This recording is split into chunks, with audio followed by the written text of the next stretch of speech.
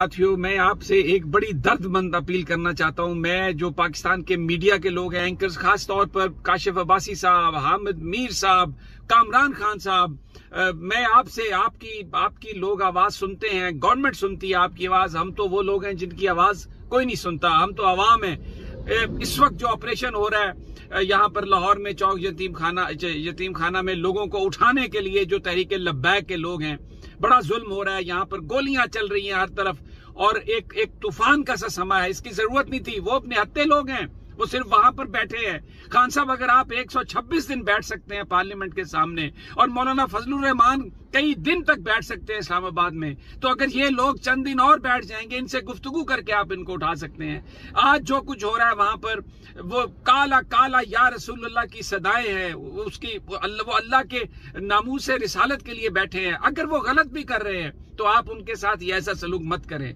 मेरी हुकूमत से दरखास्त है, वज़ीर आज़म साहब आपसे दरखास्त है, खुदा के लिए ये जुल्म ना करें, कौम को डिवाइड ना करें। ये बहुत बड़ा जख्म लगेगा, अननेसेसरी है। ये ताकत है रियासत के पास, आप उठा सकते हैं। मोहब्बत से गुफ्तगू करके ये काम कर लें। और मीडिया के लोग, मेरी आपसे दरख्वास्त है, ये लिबरल्स जो है, मेरी उनसे ये दरख्वास्त है, खुदा के लिए ये वो दहशतगर्द नहीं है। इनके पास, यकीन करें, किसी के पास कोई असला नहीं है। ये सिर्फ और सिर्फ हुकूमत का एक वादा था, उस पर आके बैठे हुए थे। हुकूमत ये वादा ना करती तो वो ये ना बैठते। मेरी दरख्वास्त है आपसे, खुदा के लिए, ये बड़े बड़े एंकर्स ये बोले, मीडिया अपने लब खोले, इस जुल्म को रोके। ये जुल्म है, ये कोई लॉ इन्फोर्समेंट नहीं है, ये जुल्म है, जुल्म।